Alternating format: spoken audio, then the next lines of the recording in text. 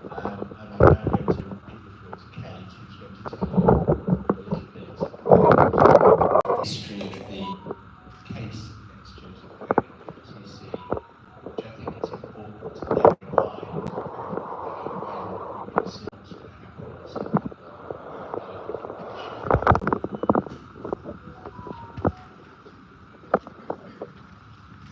Thank you, Peter. Good morning, everybody.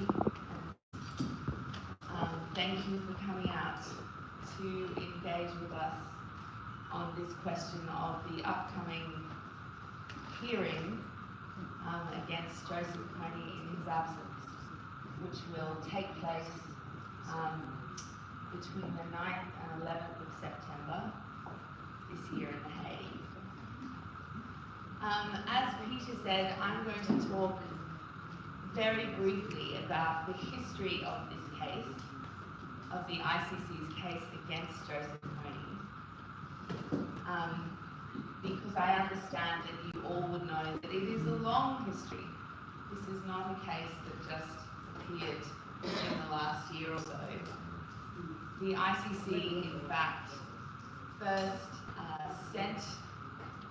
received a referral letter from the government of Uganda in January 2004. So over 20 years ago, the Ugandan government sent a letter to the ICC referring the case to the court in The Hague. And it was this letter that then allowed the ICC prosecutor's office to investigate the allegations of crimes that had occurred in the north of Uganda. And so this letter that the Ugandan government sent in January 2004 is very interesting because we see that the Ugandan government didn't think that Uganda was incapable of investigating the case itself. They didn't think that the Ugandan judiciary was incapable of putting Joseph Kony on trial, but instead the letter talks about needing the assistance of the ICC in finding Joseph Kony and arresting Joseph Kony. And so this letter talks about this as being the primary reason that the Ugandan government referred the case to the court 21 years ago in 2004. It needed the ICC's help in finding and arresting Joseph Kony. So on the basis of that referral, the investigators and lawyers in the office of the prosecutor then investigated the crimes and then found there was sufficient evidence to submit a request for an arrest warrant against Joseph Kony and others. And the judges considered that evidence and agreed and issued an arrest warrant against Joseph Kony in 2005. And in fact, this was the first ever arrest warrant that was issued by the ICC. But since then, as we all know, the ICC has not succeeded in finding and arresting Joseph Kony. Despite long-term efforts, significant efforts, including by US military personnel, Joseph Kony remains at large. And that's how things remained until 2023, when the ICC prosecutor, Karim Khan, filed a request to the judges to hold a confirmation of charges hearing against Mr. Kony in his absence. And the prosecutor said, all right, after 2 decades, we think the ICC should decide to move against Joseph Kony in his absence. So even though he has never been arrested and he's never appeared before the court, the ICC should have a look at the evidence, the judges should consider the evidence that we've collected and decide whether or not there's sufficient evidence to confirm these charges. And for us in The Hague, this was a hugely surprising development. You know, this has never been done before. The ICC has always previously considered that a suspect, someone against whom an arrest warrant has been issued, should appear at the court, should turn and the following day.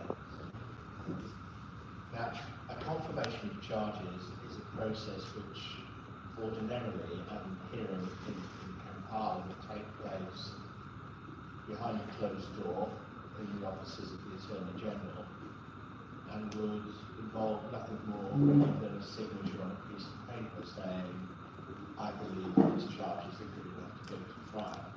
That's what a confirmation of charges is. And in most national jurisdictions, that's all that happens. A senior prosecutor looks at the evidence and says, yes, that's good enough. The ICC, of course, does that publicly, but it's important to bear in mind that's all that's happening on September 9th. At the end of the process, nobody is going to be found guilty. Nobody is going to be sent to prison. Nobody is going to receive compensation.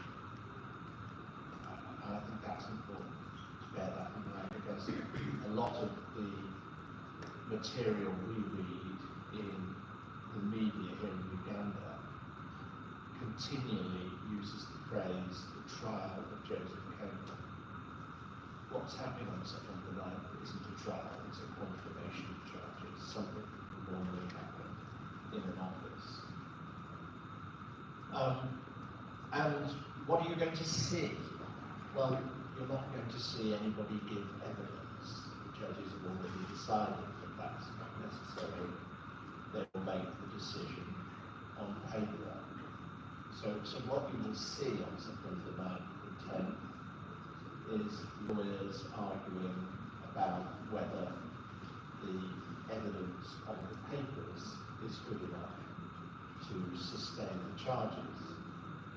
And bear in mind that those are the same charges, really, that have justified the arrest warrant being issued against Mr. Joseph Kony.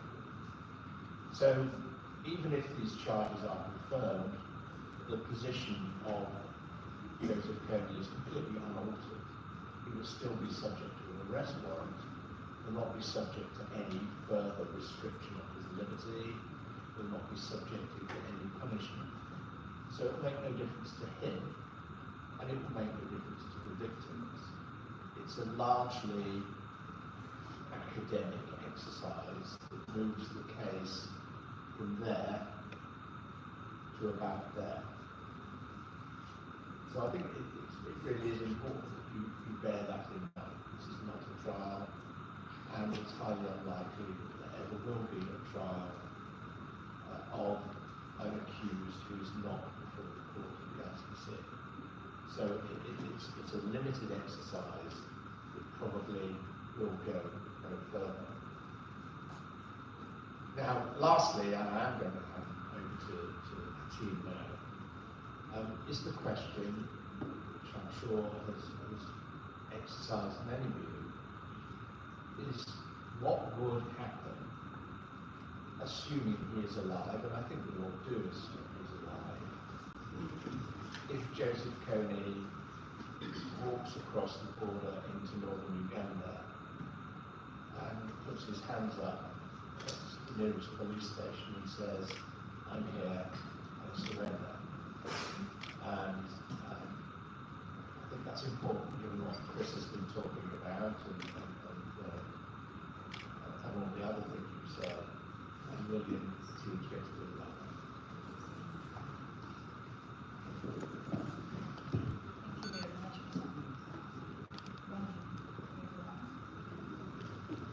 Well, according to the question, what will happen when he returns to Uganda?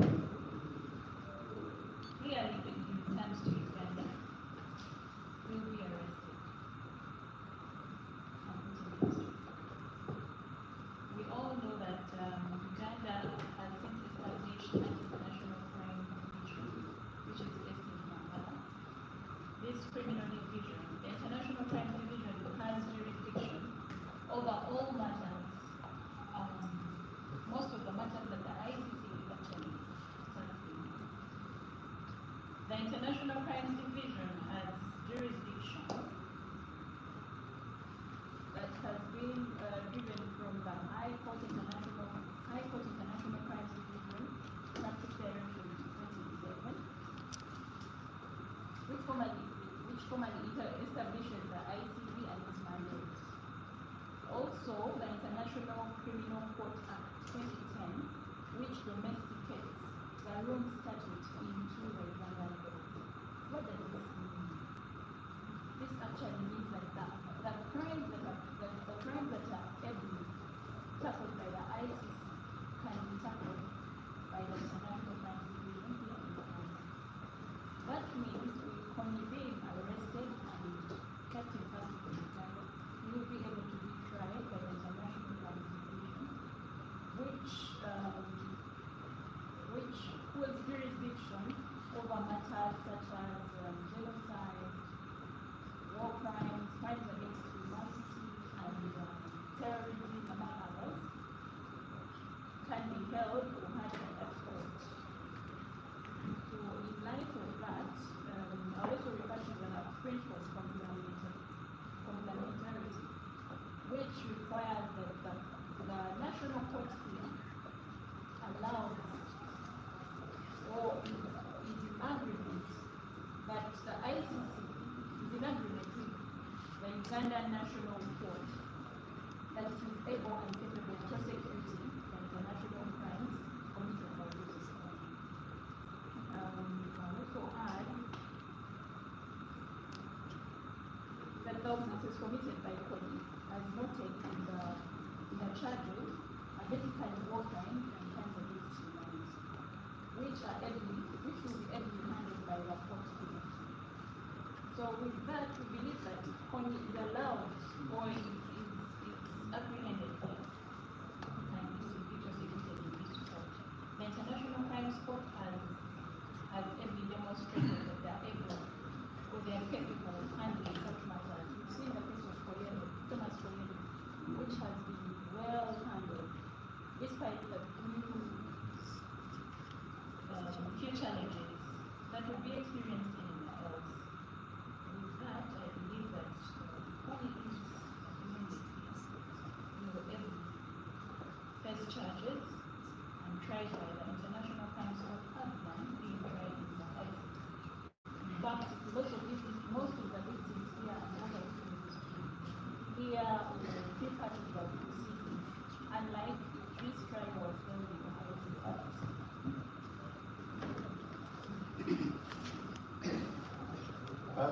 Thank you.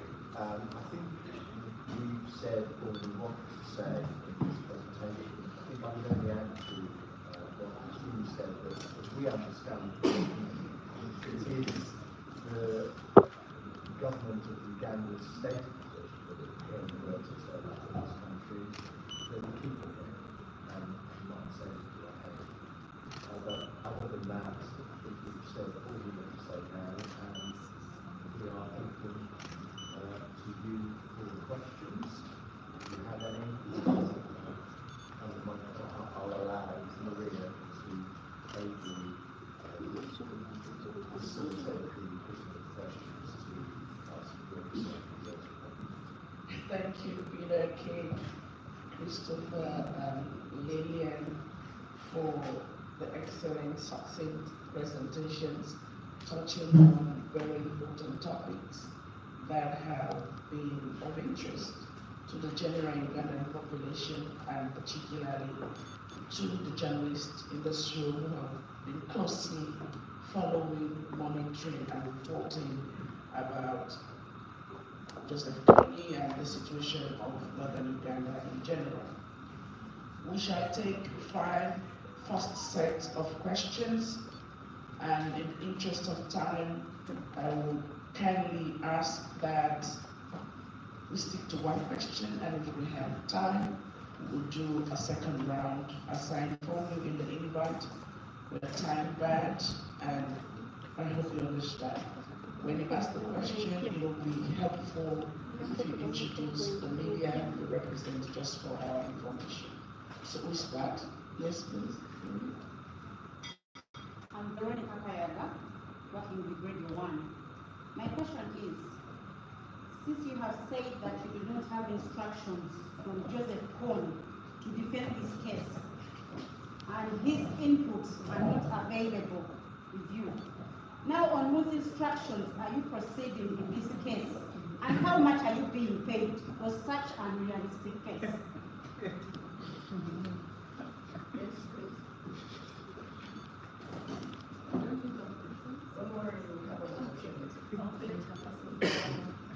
Good morning, everyone.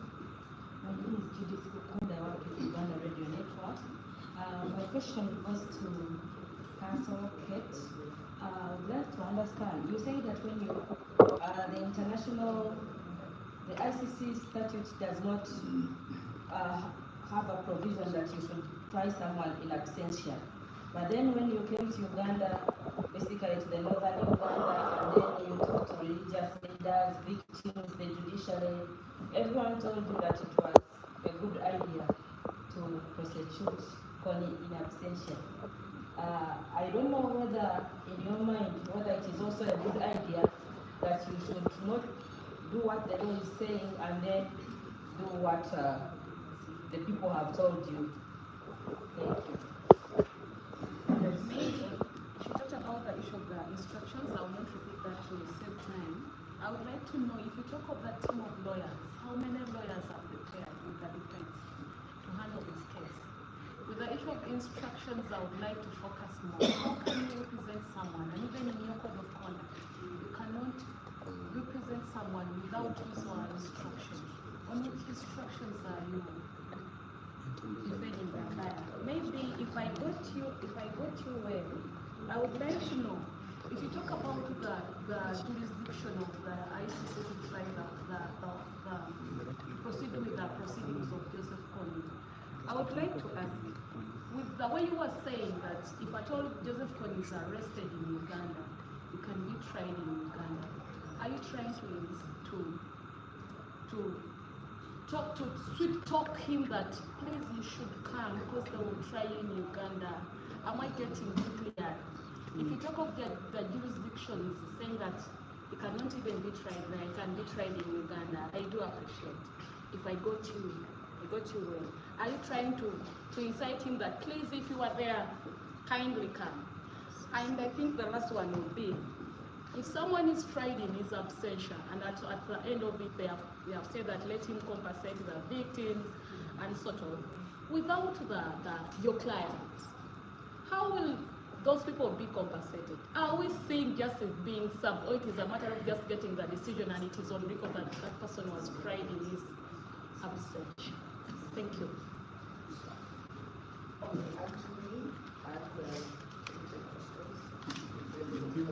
Christine.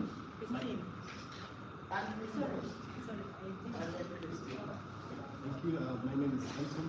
I work for the government. My question goes to Council Haynes, and you tried to tell us how you got this job amidst protests by the African Bar Association. I remember there was a time they came up with the protest notes and they wrote to the ICC, saying that you did not suit the job. Why? They said you were not aligned to the Ugandan culture, Ugandan politics, and so you're not fit to represent Joseph KONNY. So I wanted to find out from you, do you think you're the right lawyer to represent Joseph KONNY, given the dynamics of culture, probably where it comes from, vis-a-vis the UK?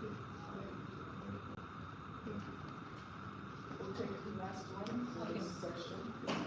No, I understand that if KONNY is not arrested yet, so it may be wait his right to pick his own counsel. Now, what if one day he's arrested, or like walks in and dismisses you and says he doesn't like you? Will the ICC repeat the process of choosing counsel for him, and then we go through the same steps? Secondly, I had Katie, I didn't hear the name so well, the one next to Maria. Okay. Yes. So it's like when they were in the northern Uganda, they talked to the local communities, they talked to the leaders, and they said it was a good idea to try him in the absentia. But as though I had her saying, now you gathered everything and gave it to the trial chamber for it to determine. I don't think I heard you right. Did you say it's the trial chamber to determine whether it's a good idea or the communities? Okay, that's a handful. I hand over to the Right. I'll start with you. My right for the job. Excuse me. Sorry, yeah.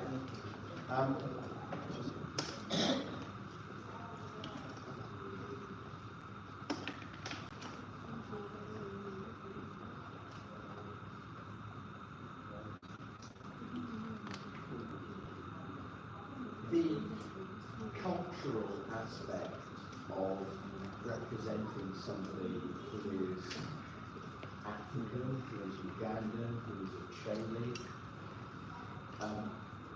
we have covered in this team.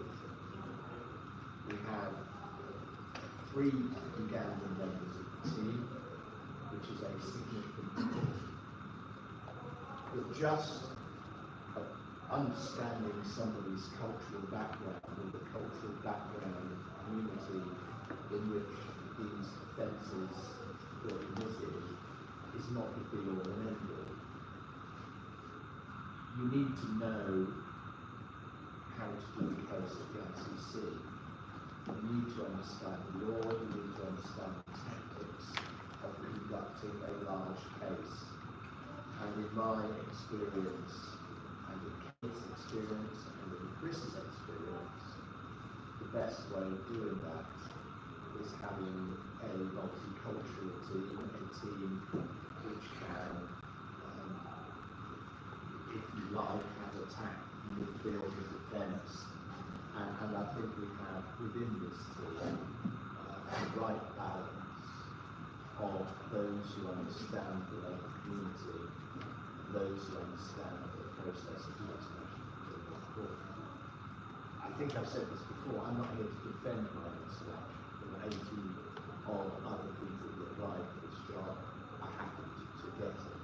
And I'm aware that other people were upset, not just African lawyers, American lawyers were upset about it, French lawyers were upset about it, because they all thought they should have got the job too.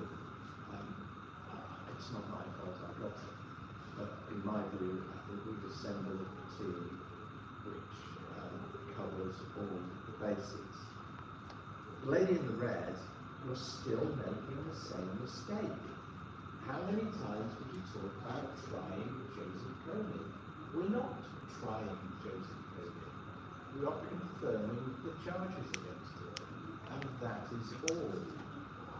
And I think that's really important to bear in mind. It also goes to the first question as to whether you need a cultural aspect when you're going through what is such a dry technical exercise.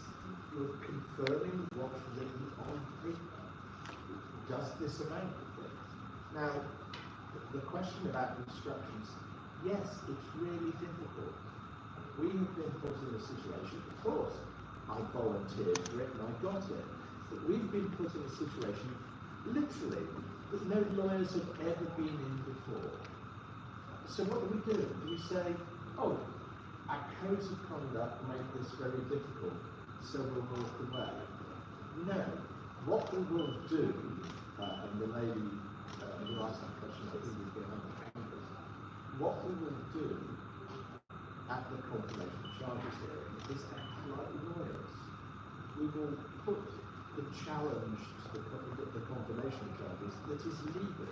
But what it will not be based on the assertions of our client that he wasn't there, that he didn't do this, that he didn't order this, because we don't know whether that's what he would tell us. And that's really difficult. He might actually tell us, I'm sure you look at this, he might actually tell us, I did all this, I'd like to plead guilty. And so, actually advancing a positive defence on his behalf that we'd invented would be quite wrong. because we would be prejudicing his position. And that would be a breach of our codes of conduct. So acting within our codes of conduct, we will present legal arguments at the trials hearing, because that is all we've got to do. Everybody at the ICC is paid, Maria's paid. You don't ask her her salary, so I'll give you a short answer to that question. Mind your own business. Now, I think I've dealt with everything apart from the question that was directed to Kate, which I think was based on this conception that she could do. Yes, thank you very much. I was talking earlier about how one of the things that we directed most of our energies towards was going and engaging with the communities in the north and asking them whether they agree with what the judges of the ICC have found, namely that there is good cause, that's the phrase the judges use, there is good cause to proceed in the absence of Joseph Kony. But I never said, and was careful not to say, that the communities that we spoke with in the north thought that it was a good idea, because that overwhelmingly was not what we were told. And so we took a lot of time to sit down with religious leaders from across the different faiths, and we sat down with the political leaders in the north. We sat down with the traditional leaders, and we met with victims groups, victims council, and we took written statements from them detailing what they thought about the ICC's involvement in this case. And I would really invite you to have a look at all these statements, which we filed publicly. And you can find our filing on the ICC website. Its reference number is 583 in the case, and it was filed on the 3rd of April 2025. And in that filing, we set out the real concerns that we heard from people in the north. And these concerns include that they're worried that reigniting this case against Joseph Kony will prove difficult for the community, who has worked so hard to reconcile amongst themselves. We heard a lot of people tell us that they would prefer that the ICC instead concentrated on making sure that the reparations that have been promised in the ongoing case is being paid, rather than moving towards a new hearing in the Kony case. We heard people who told us that they would prefer that rather than Joseph Kony being moved against at the ICC, that he should return to Uganda and engage in traditional justice processes like matter put in the north. None of these positions come from us. All we tried to do was collect the information that we were learning, and so privileged to learn in the north, and put it in written form and submit it to the judges. So if you see this filing on the ICC website, you will see that we are not saying that this is a good idea, that we are not saying that the court should or should not engage.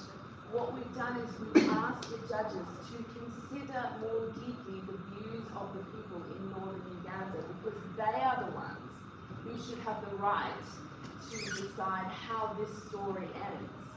We know that it started in January 2004 with the referral of the case to the ICC, but it must be for the people of Uganda, and particularly the victims in the north, to decide how they want it to finish. So we saw that as really expending our energy to collect it and then present them to the court. And I was asked whose decision it is. Ultimately, now that the ICC is seized, it's a decision for the ICC judges. But if you tune in on the 9th of September, we will certainly be re-emphasising that we believe the court should be listening more to the communities in the north about what justice looks like to them and what justice means for them. Okay, if we exhausted those first set of questions, I'll come back to you if it's a follow-up. Yes, gentlemen. Yes, good morning. My name is Farouk Kasule. I work at LEGEL. I think I'm not busy. I'm going to make myself busy. My question is going to be simple. You have given us a historical background of this case from 2004 when the government of Uganda reported the case. But in that letter, it clearly indicated that you never say you tried, it said you assist it in arresting it. That one I'll not go there. Let me go straight about the question. The question is, where do you get this? Are we not speculating when we say that if Konny is arrested in Uganda and he tried here? I know the legal perspective, but as the government of Uganda shown interest in having him fight here. Thank you, Farouk. This side. All right, we'll take a follow-up from you. There is one question. I think he has repeated one of the questions. There is a question I asked about the team that thought of the defense lawyers who are going to represent your client. How many are you on that team? In that team, the team for defense lawyers. How many are you? One would like to. I think there are 8 of us in total. And they're not all workers. There are support staff, people who manage the case. It's an enormous case. The answer to your question is, I think we have it from the highest authority that if in 2025 Joseph Konny were to be arrested in Uganda or returned to Uganda, he would face justice here. Without being too explicit, I think we would receive that assurance from the highest possible authority. The other point I want to make, and a lady down there asked about victims, and this goes to something Chris said. The ICC case is really very, very limited. It concerns 6 crime sites. I think within the investigative files that were handed over, it comprises 8 files from the Ugandan investigators. They hold 800 files for us. So it's a very small percentage of the things he was said to have done.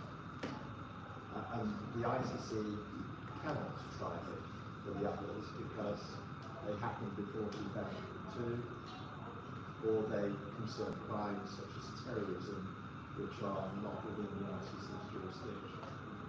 So, one of the reasons that I think people in the North are concerned about this process is because it's divisive. Only the people who are victims of those files that are before the ICC, if ever it comes to trial, which it probably won't, will receive compensation. None of the people who were victims of crimes between 1988 and 2002 will be coming back. And so it will, in the community of the North, be divisive, because there will be those who are lucky and those who are not. So I just wanted to mention, I think there's somebody down there mentioned that question. There's also a follow-up question. You said on your team you have Ugandan lawyers, other lawyers who understand Ugandan's culture, politics. So could you kind of name some of those? Or? Well, our principal lawyer in the North was Party called Thomas Creole. So I think they would do no better candidate for understanding the LRA crime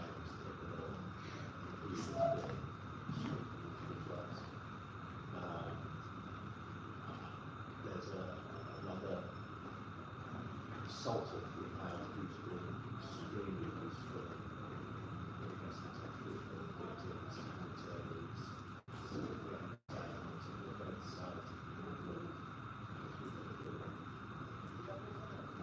Is it Kalebala? Sorry? Is it Kalebala? Is that the name? Kalebala. No. Doesn't. It's named in Europe.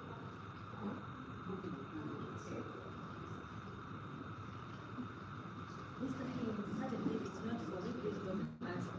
But I'm intrigued to know what is your main contention as Connie's defense lawyers on the 9th? I couldn't hear you, I'm afraid. Yeah, Oh, our main contention. what would your argument on the 9th to the trial chamber?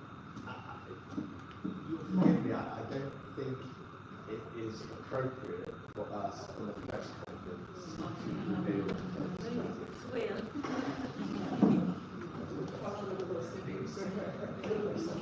You'll be streamed live, and we will also organize a media event to give you the opportunity to follow it live. I take it that we've exhausted our questions. Peter and team will be available for 5 minutes. Should you have exclusive questions, you will be provided details. Don't expect any scoop, I believe. They'll be available for 5 minutes.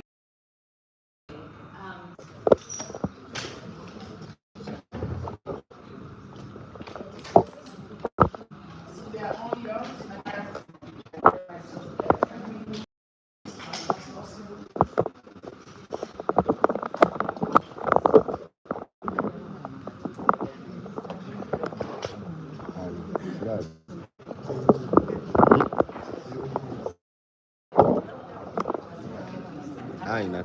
Joshua, Shadrach.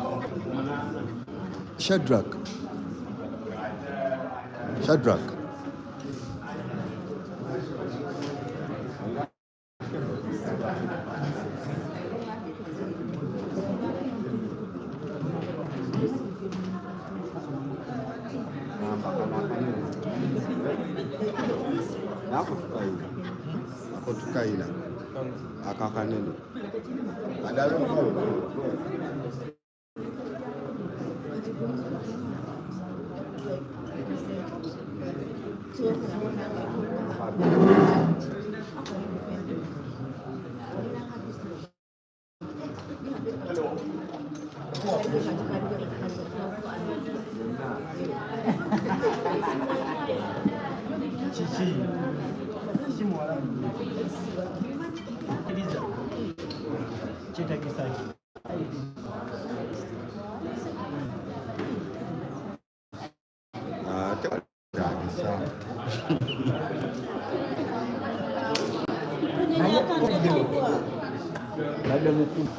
nze nkimanyi abadde wali eyo mbadde ngenda ku kitongole kukeera kyenkumanyiko kiri okeera obudde waka oba olina ekiriyo oba olina ekiriyo oba tokirina okeera n'ovaawo omaliriza nalumyaso ogira nnyonnyolera ogenda kunyonnyola nga weeraba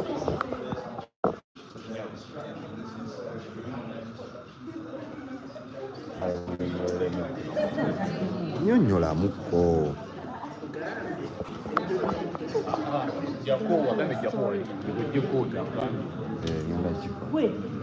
awo uganda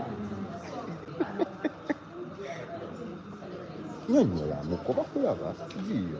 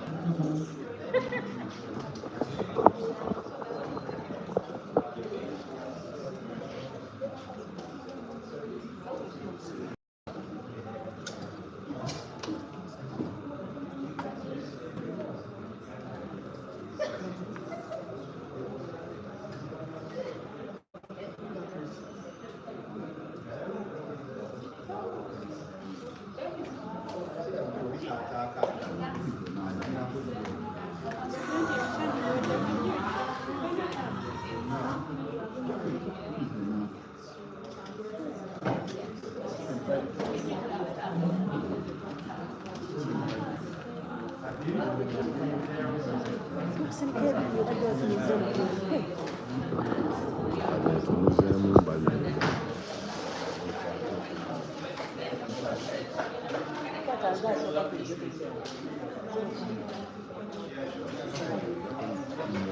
Kwa